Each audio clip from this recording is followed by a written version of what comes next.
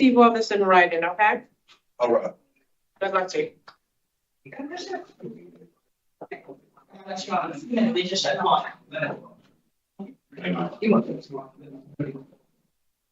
I probably won't be able to pronounce it right.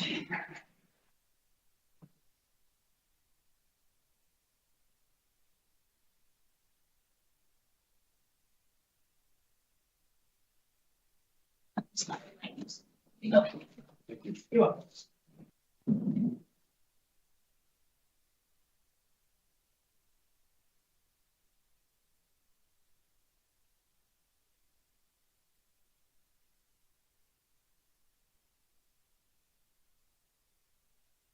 Good morning, sir. How do you Good morning. pronounce your last name again for me? Paniagua? Paniagua? Yep. Great. Stand by.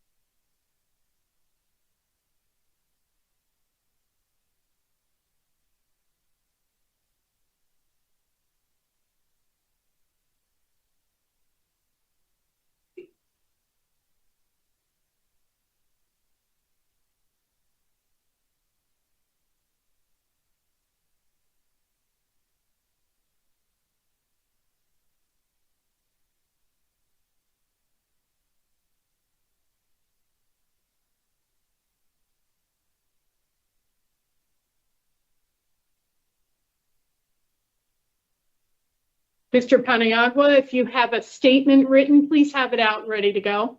Okay.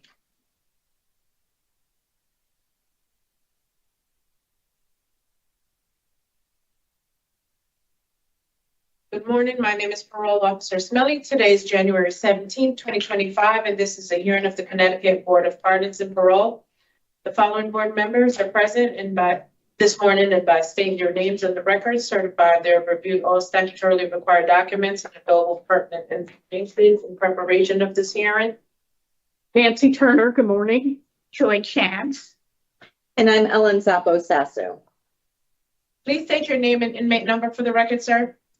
Daniel Paniagua, 414-812. This hearing is being conducted in consideration for the parole application for Daniel Paniagua, 414-812. He is serving a sentence of 8 years jail, followed by 3 years probation for 2 counts of illegal operation of motor vehicle under the influence. Third, 2 counts of illegal of operation vehicle without ignition device. Failure to appear second in an attempt to commit burglary third. As of today, records reflect a parole eligibility date of March 23rd, 2025 at 50%. There is no victim input in this case. The offender has an offender accountability plan. A review of the plan shows he has completed good intentions, bad choices, and remains on the wait list for a job and addiction services. Utilizing the statewide collaborative offender risk evaluation system scores, the offender overall score for a recidivator falls within the moderate range. Mr. Paniagua, this is your opportunity to express to the board why you believe you should be granted parole. You may begin, sir. First of all, I want to start by saying thank you for giving me the opportunity to be considered for parole. Also, if there's anyone listening, I want to apologize to the people that I have affected with my behavior and wrongdoings. While I have been incarcerated, I have been able to reflect on my actions and come to the realization that I was heading down an ugly path. By drinking my sorrows away, I was under the impression I had lost everything. I just didn't know how to deal with what I was going through. I lost myself. Since I have been incarcerated, I have taken the time to better myself by getting my GED This allowed me to pay it forward by tutoring other incarcerees on their GEDs. Now I'm working on getting my associates in business, participating in programs, and reading self-help books that challenge you how to think differently. These books have taught me how to deal with what is going on around me and how to start what is going on around me and how to start my life over with a new outlook and how to be a better father, brother, son, and husband, as well as a better part of the society. I have set some goals I intend to complete, like starting my own business again in construction. There's something I had once before, so with a little hard work and determination, I know I will be successful. I ask that you please consider granting me parole so that I can be there for my kids and be able to be a contributing member to society. Great. Thank you, sir. We appreciate that you took the time to prepare for today's hearing. We've read all the available documents and prepared questions for you. We'll each take turns asking you those questions, and then we'll discuss your case and make our decision this morning. Are you ready to proceed? Yes, ma'am. Okay, so we're going to begin with my colleague, Ms. Sapu-Sasu. Good morning, Mr. Paniagua. Good morning. So this was a very interesting file to read because there was a lot going on here. And I do appreciate your statement because it's starting to paint a different picture for me than what I was reading. And I'm going to key in on one expression that you used, drinking your sorrows away. I haven't heard that in a lot of years, but I think it's probably very appropriate, a reaction. So without reliving all of the crimes and all of that, what I'm really interested in is you telling me briefly, how did you get to that point where alcohol became your best friend? What was happening in your life at that point? When did it start?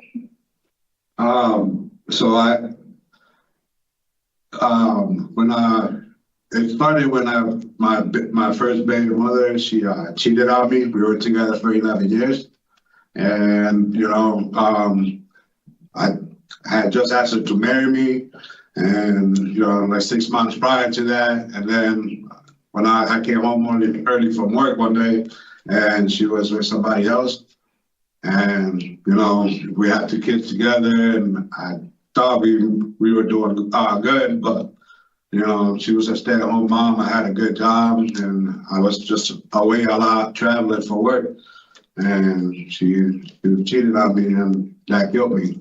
Because me coming back from a background where I didn't grow up without a father, I was looking forward to being there for my kids every day, having that family thing. We owned the house that we had, and that was something that I looked forward to. So when that happened, I just thought I had lost everything. And it just set me down that path and just drinking away, became my best friend for a while. Is she the mother of all 3 of your children? No, she's the mother of my first 2. Yeah, that must have been very difficult. So substance abuse has been an issue for years. You had multiple treatment opportunities, and 3 of them that I found reference to, you were found to be non-compliant. You weren't interested in the treatment. So what's changed? Tell me about what's changed in terms of you acknowledging the fact that you have what is in essence a disease. Well, I have support. I came to the realization that, even though that I'm not there, I can definitely be there for my kids. I can, and the family thing is still there, it's still possible, and I know, and then, so like that issue is not something that's weighing me down anymore. I believe, so like I have a different way to dealing with my problems now that I've learned, Before I was just drifting away, like just you know, just drifting and trying to find the easy path. So with the problems I was having, now you know what I'm saying, I've learned how to, like, instead of just, you know, drift and probably lose control, I learned how to shift around it, you know, with what I have going on in my life. So just to deal with it. Okay. So you had mentioned that you have been using self-help books, that you got your high school diploma, that you're in college courses. So all of this has happened for you, and you have not yet taken an addiction services program while you've been in the facility. It's still on your wait list. Yeah. So to me, that's impressive that you've actually taken some self-help steps to do this. But do you feel that you would benefit from the addiction services program? Maybe I've done it enough before I came in. I have been, you know what I'm saying, like, so I'm pretty sure I would be able to benefit, you know what I'm saying, from anything that I you know what I'm saying, that I would take. But yeah, I mean, I don't see why not, as a matter of fact. Do you go to any of the AA or NA programs that are there? No, not yet. I believe, you know what I'm saying, that, you know what I'm saying, like, I'm a person that, you know what I'm saying, like to work out his problems by himself a lot. So, like, I don't like really, because I get emotional a lot, so, you know what I'm saying, in jail, like, Okay, well, it is not unheard of that people have addressed their addiction issues cold turkey by themselves, by coming to a place that they understand what their triggers are. So I'm not saying that I don't believe you that you've taken this path, but there are programs set up to assist you in this, because as you come out, you know, there's going to be just a different set of stressors. I was interested, you know, despite the fact that you are battling substance misuse, you've held a successful period of long-term employment. You've been with certain companies for a long period of time. You seem to enjoy working, so that wasn't an issue. But yet, again, I would assume that alcohol and the related incarcerations and everything are part of the problem with that as well. Yeah. With not being able to hold on to those jobs, with this disruption in your life. So it would seem to me that you should probably be able to find another job, because that was never an issue for you. Yeah. A challenge, though, that I'm curious about whether you've thought about is how you're going to navigate either working for someone or starting your own business without the benefit of a driver's license. How does that look for you? So I've been thinking about that, and, you know, to start off without the business, I was planning on, you know, public transportation, and then as I get into saving up the money and stuff like that to start my own business, I would have to, you know, get an employee that's trustworthy, or get one of my kids to come into my business with me and stuff like that. Like my daughter, she's 19 right now, and she's very smart. So I was thinking about having her in my business with me. So, okay. But other than that, I'm just looking for something on the public transportation line for to begin with. Speaking of your children, at one point, I think in the one of our reports, it stated that you didn't have any contact with them. Another report said that you co-parent successfully with the mother of the children. So where is the situation now? Are you still with the mother of the youngest child? No, not right now, because, you know, it's been hard for her since we've been together. I mean, I told her, like, just take her time while I'm in here. She got to do what she got to do. And then when I get out and everything gets better, then if it works out with us, then we will work that out when I get out. But I didn't want her to, you know, stay here with me. She still comes and visit me, and she brings my son here every once in a while. So it's not like something that, you know what I'm saying, they ended badly or nothing. It's just, you know, I've been locked up, and for this amount of time, I didn't want her to suffer like I, you know what I'm saying, like that. So And you are in contact with your two oldest children as well? yes, definitely. They come see me every once in a while. My daughter brings my son, my 13-year-old son. Yep. So. In terms of the programs that you have completed, I show that you received a certificate from the Good Intentions, Bad Choices group. Can you tell me a little bit about what you got from that program?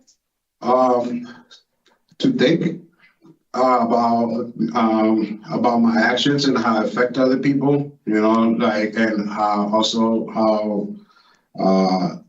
you know, people don't always have the best interest for you, you know, and like, and like they might seem like your friends, but they don't have what is best in for you, like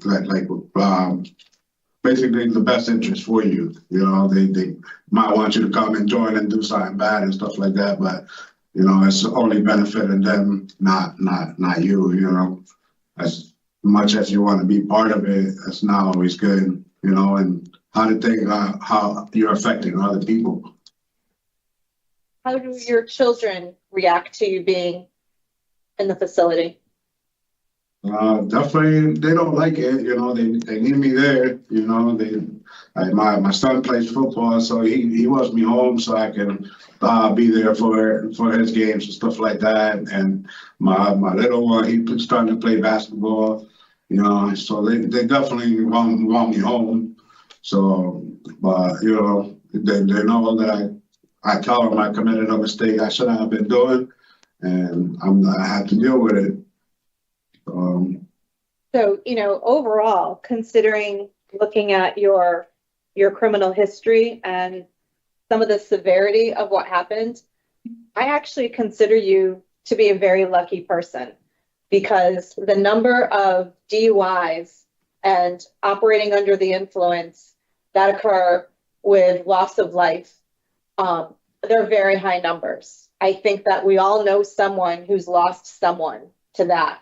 And the fact that you committed all of these crimes under the influence in a motor vehicle and did not actually result in hurting someone else, you should be very thankful for that, because I think you'd be looking at a very different set of circumstances if in fact you were even sitting before us with those types of charges. And so I hope that you look at that in terms of what it is. You are very lucky, because there could be families out there not attending their child's football games because he was killed crossing the street by a drunk driver, or kids mourning the loss of a parent not cheering at their basketball games. And it happens to families across all incomes and neighborhoods and towns every day because of bad choices that people make. So you really have a lot. You're only 40. You have a lot going on. And you have children who are supporting you. You have, you know, the potential of employment. But I just really think that there needs to be as much attention in your programming to maintain the sobriety while in the facility, but also planning for outside, because those stressors and things, relationships, job problems, you know, they don't magically go away with a magic wand. You know, you have to make sure that you are preparing to be the best father, the best employee, the best business owner, the best college student that you can be. Yeah. So I'm going to defer to my colleagues now for their line of questions. Thank you. Thank you. Thanks. So it's Paniagua. Is that how you pronounce it? Yeah. Paniagua. Paniagua. Okay. So, Mr. Paniagua, do you know what your triggers are? Well, being, you know, saying like, being like feeling like I'm losing, you know what I'm saying? Like basically, my triggers were like my daughter's like birthdays and like birthdays and holidays were my triggers because I wasn't there. But I think I got a handle on that because, like I said before, I just, you know what I'm saying, learn that I could be there without being there. How do you intend to stay sober? I'm planning on, you know, getting a sponsor when I do get out, you know what I'm saying, and like attending, you know, some AA meetings when I do get out, you know, cause I haven't done that before. It's just that I didn't do it in jail because it's a lot, it's too close. But I do plan on, you know what I'm saying, doing it when I get out and stuff like that. Trying to do some programs. So here's what I'm gonna say to you, Mr. Paniagua. First of all, I agree with my colleague that you're a lucky man, that you haven't killed anyone and you haven't seriously harmed or hurt anyone. Mm-hmm. But the fact of the matter is, you didn't participate or complete any programs in the community, and you violated your probation twice because you were given the opportunity to have the ignition device in your car and you drove without it. So for me, that's a serious public safety issue. You're incarcerated now and you have not taken a substance abuse program. That's a serious issue for me. And they have AA meetings there that you could take till you do a tier program. And so for me, you haven't demonstrated that you have the necessary skills that when you go out, you're going to stay sober.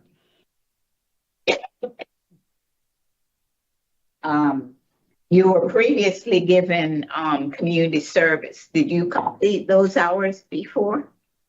Yeah. Where?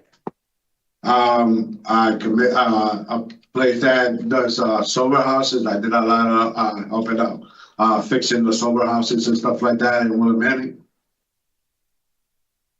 And were those documented and given to your probation officer? Yes. Okay. And I did, and also I want to point out, I also did Stonington, and I completed that successfully. I don't know if you had that on your records. 2018. Yeah. 19. He went there in But then 2008. he relapsed right after. So that truly has no meaning. Yeah. It was shortly after he did that program that he relapsed again. Yeah. So for me, Mr. Paniagua, I'm going to say it again. You haven't completed any programs to address a serious alcohol abuse that you have. And I consider that a public safety issue. Okay. So for me, I am definitely not in support of your discretionary parole today. And also, I've tried signing up for my DUI classes, to do the DUI program. They said it will come closer when I come, you know what I'm saying? I don't know when. And then I've tried signing up for tier 2, and I don't know what happened with that either. Did they ever offer it to you the first time or the second time? They didn't offer me. I wrote them asking for it, and I got proof. Or how long ago? Which one of your offenses did they offer that? I signed up for, I asked for the DUI back in July. I asked to be put on for the DUI program. Last year. Of last year, yes. Yeah, but I'm talking about your previous, the second DUI that you received. Oh, they didn't say, they didn't offer me nothing. Right, well, I'm all set. I wish you the best of luck. And Thank I'm you. Chair Ramos. Thank you. So, Mr. Paniagua, you indicated that you committed the DUI because you were not having a good day. What was that about? I do believe that was my daughter, one of them was on my daughter's birthday on the 28th. Usually when I probably was dealing with something with my daughter. You know, I really don't remember too much about back then. It would have to be something with my daughter, because that's usually what was my trigger back then. It was just stuff with my kids or my baby moms or something, an argument. Well, I would hope that you'd have more inner strength and resilience than to come up against these anniversary dates or Now a I do. disagreement. And my concerns involve the fact that on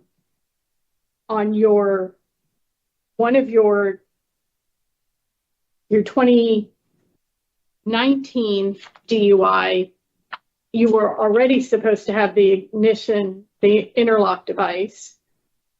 And so you avoided that responsibility and drove anyway.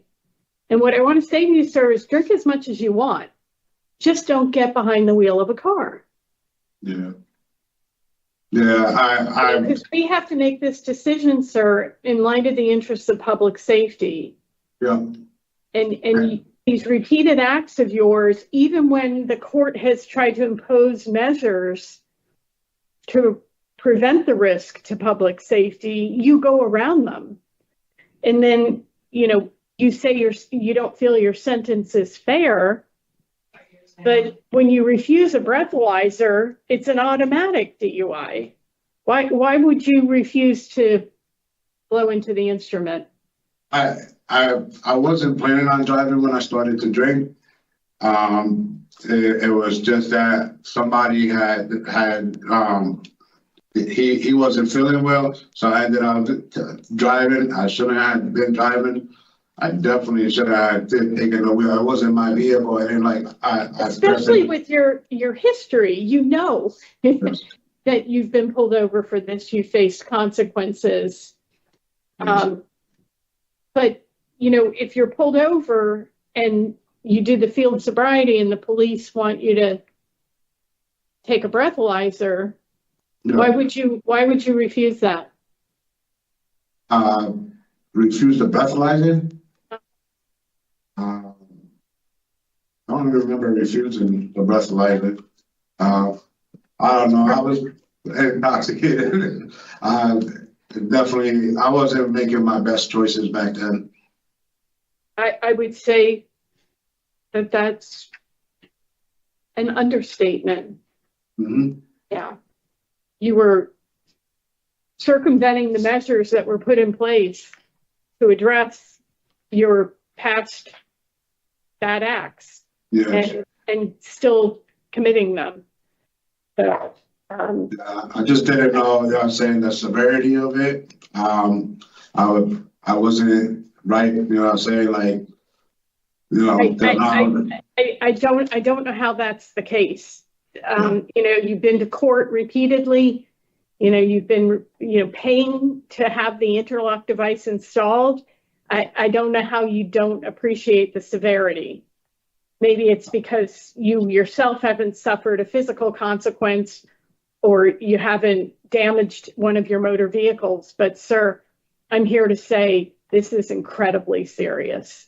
No, it definitely is. I definitely, now I can see, and Okay. I bet. I just don't feel like you've prepared yourself to give me great confidence that the public would not be at risk with you going out on discretionary parole at your March eligibility date. But give us just a few minutes to talk about your case. Please don't interrupt. Ms. Napo-Sasu? So Mr. Paniagua has talked to us about the very bad well that he fell into concerning substance abuse based on circumstances within his life that I believe were spiraling out of control for him.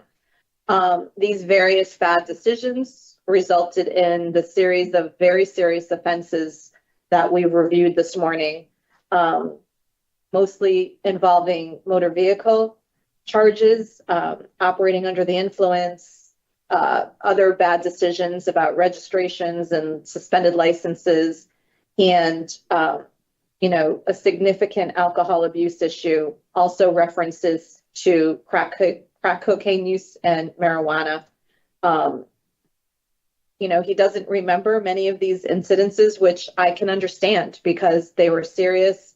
And at that point, the level of intoxication, I believe him that he probably does not understand some of what transpired with these arrests and his interactions with the court systems and police officers. So in weighing the public safety risk versus suitability for release, I also want to take a minute to talk about what I do see here in terms of the positive. Whereas I really wish that he, with an alcohol drug score of 4, had taken some tier program and some addiction services, which I'd like to hope that he's going to be able to get in the future, that there have been some successes here. He has used his time to get his GED. He is attending college classes. He's also volunteering as a tutor to help others get their GED. He successfully completed the Good Intentions, Bad Choices program and has received a good evaluation in doing so. He has not been sitting in his cell making pruno. He has been reading self-help books to pull himself out of the cycle that he's found himself in. He's been setting goals, and he's receiving support and has relationships with his children. And he also has a history of employment. He is a moderate risk to recidivate, and he has 5 years of probation following this sentence. He's approaching his 3-year mandatory minimum to serve. And I think that there is emerging offender change and acknowledgement of what needs to happen moving forward. So my recommendation would be that we deny with the opportunity to rehear so that he can do some of the things that we've talked about and maybe set him on a path for success sooner rather than later, but with knowing that he's received all the support possible in order to make that happen. I agree. There's good use of his time while incarcerated. I'm concerned that he's not availing himself of AA, NA, and CCAR while he waits for additional programming. The idea of going it alone concerns me because we know that addiction thrives in secrecy and denial, and that the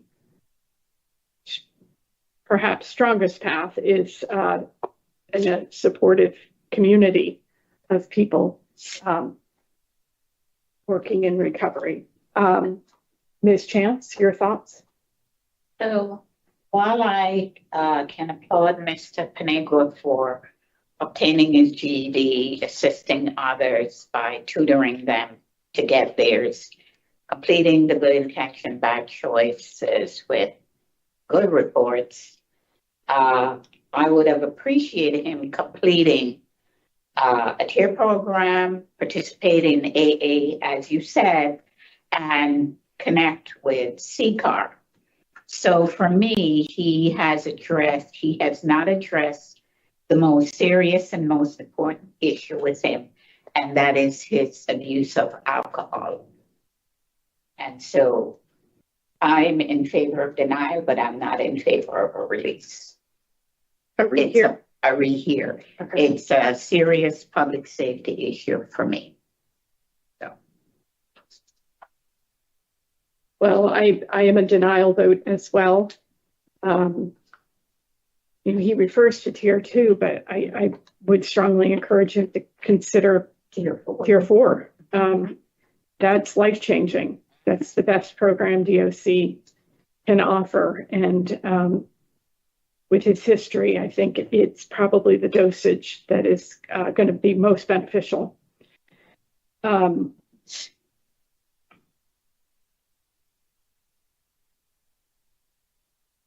I would put him off on a rehear if I were to grant a rehear to October of 2026. Okay. So I want to see addiction services, the DUI program, voices, fatherhood. There's a whole lot that he could be doing there in the facility to prepare himself for success. And it'll be up to him. So the denial reasons, what do you have? I have inadequate institutional program participation and inadequate release plan / relapse prevention. Open to any others that you think are appropriate. I'm going to include nature and circumstance just because I think this is just over the top. Your reasons, Ms. Chance? I had made sure I had inadequate institution program and inadequate release plan. And I also had the change that I'm looking for, I did not see. So I also had inadequate evidence of offender change because this is all about his alcoholism, and I didn't see any change there. I'd rather not use that one because I think he is at a stage where he's rebuilding his life and he's making efforts. So, okay, so I'm going to do this in 2 motions since we are all on board for the denial and Ms. Chance does not want the rehear, and that will be noted in the written decision. So as far as recommendations, any other programs that you would want? We've talked about fatherhood. He mentioned DUI program within the facility, voices, connecting with a CPAR coach, a tier program, and then obviously putting together as part of that a effective relapse prevention plan once going back into the community. So I'm good with those. Okay, I'll couch the relapse prevention in the context of an overall release plan since that is one of our denial reasons. Yep.